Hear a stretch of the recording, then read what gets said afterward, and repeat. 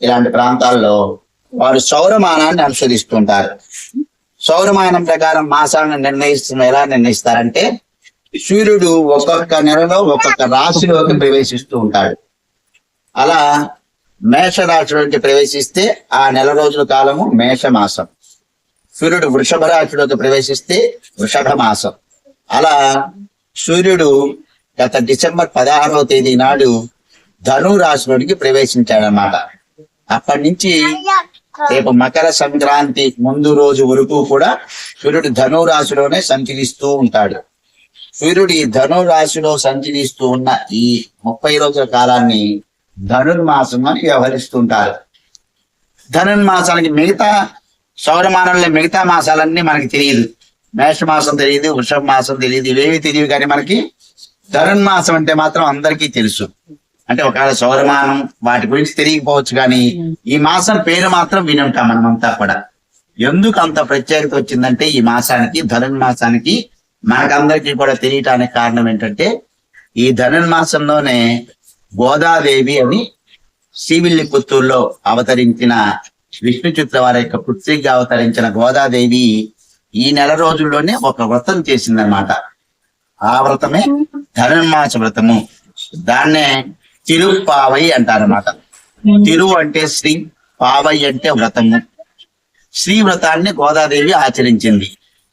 ఎవరి గోదాదేవి ఎందుకు ఆచరించింది వ్రతం అని మనం పరిశీలిస్తే మనకి వైష్ణవ సంప్రదాయంలో అంటే విష్ణువుని ఆరాధన చేసే మార్గాన్ని వైష్ణవ సంప్రదాయం అంటారు.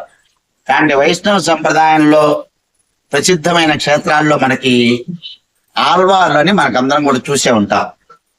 వారు ఒక 12 మంది ఆల్వార్లు ఉంటారన్నమాట. వాళ్ళనందరినీ కూడా స్తుతించే శ్లోకం కూడా ఒకటి ఉంటుంది మనకి. రోజు గురు పరంపరలో శ్లోకాలు చదివేటప్పుడు గౌతం సరస్య మహదాహ్వయ భట్టనాథ శ్రీ భక్తిసార కులశేఖర యోగివాహ భక్తాంగ్రేయుడు పరకాల యతీంద్ర మిశ్ర అంటూ ఆ 10 మంది ఆల్వార్లు కూడా స్తుతిస్తారు. ఆ 10 మంది ఆల్వార్లతో పాటు ఆ 10 మంది ఆల్వార్లో ఒక ఆల్వార్ నమ్మ ఆల్వార్, ఆయన పుత్రుడు మధురకవి ఆల్వారు, మరియు విష్ణు చిత్ర వారి యొక్క పుత్రిక గోదాదేవి. వీరిద్దరూ ప్లస్ ఆ 10 మంది కలిసి రెచ్చోట కూడా 12 ఆల్వార్లు అంటుంటారు అనమాట. ఈ 12 ఆల్వార్లో 11 మంది మగవారైతే గోదాదేవి కూడా ఒక ఆల్వారు మరియు ఆయన యొక్క దేవేరి. గోదాదేవికి ఉన్న ప్రత్యేకత ఏంటంటే రంగనాథ స్వామిని భర్తగా పొందింది మరియు విష్ణు భక్తులతో పాటు వారి సరసన కూడా చేరి ఒక ఆల్వారుగా కూడా చేరింది అనమాట గోదాదేవి. అలా గోదాదేవి శ్రీవిల్లిపుత్తూరు అని తమిళనాడులో ఉన్న ఒక ప్రాంతం అనమాట, ఒక గ్రామం ఇప్పుడు కూడా ఉంది అక్కడ శ్రీవిల్లిపుత్తూరు. ఆ శ్రీవిల్లిపుత్తూరులో విష్ణు చిత్తుల వారు అని మనకి ఉన్న 12 మంది ఆల్వారుల్లో ఆయన్ని పెరి ఆల్వార్ అని కూడా అంటారు. ఆ విష్ణు చిత్తుల వారికి గోదాదేవి పుత్రికగా లభించిందనమాట. అంటే గర్భవాసాన జన్మించిన భార్య కాదు ఆమె. సీతాదేవి ఏ విధంగా అయితే జనక మహారాజుకి పొలం దున్నేటప్పుడు ఆమెకి అయోనిధిగా ఏ విధంగా లభించిందో సీతాదేవి, అలా విష్ణు చిత్ర వారికి తులసి వనంలో లభించిందన్నమాట ఈ గోదాదేవి. శ్రీవిల్లిపుత్తూరులో వటపత్ర సాయి అనే ఒక ఆలయం ఉంటుంది. ఆ ఆలయంలో స్వామికి తులసి మాలలు కట్టి సమర్పిస్తూ ఉన్నారు ఈయన విష్ణు చిత్ర వారు ప్రతిరోజు కూడా. అలా తులసి మాలలు సమర్పిస్తూ ఉన్న విష్ణు చిత్ర వారికి ఆయన బ్రహ్మచారి అన్నమాట. ఆయనకు వివాహం అది కాలేదు. భగవంతుడి యొక్క సేవ కోసమే తన జీవితాన్ని అర్పిస్తూ రోజు తులసి వనాన్ని పెంచి తులసి మాలలు కట్టి వటపత్ర సాయి కోవెల్లో సమర్పిస్తూ ఉంటారు. అదే ఆయన కైంకర్యం. ఇక మిగతావి ఏమీ లేవు ఆయనకి.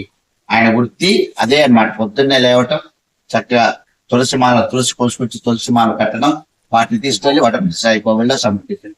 మళ్ళా వచ్చేసి ఆ తులసి చెట్టుకి చక్కగా వాటి యొక్క పోషణ చూసుకుంటాం. అదే ఆయన వృత్తి.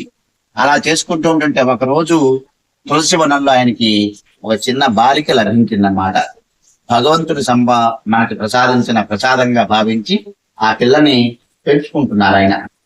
ఈయన మాలలు కొడుతూ ఉంటాడు కాబట్టి ఆ పిల్లని కూడా కోదయ్య అని పిలిచారు. కోదయ్య అంటే మాలిక అని అర్థం. ఆ కోదయ్య అనే పదమే మనకి గోదాదేవిగా క్రమేణా మనకి ప్రాచుర్యంలోకి వచ్చిందనమాట.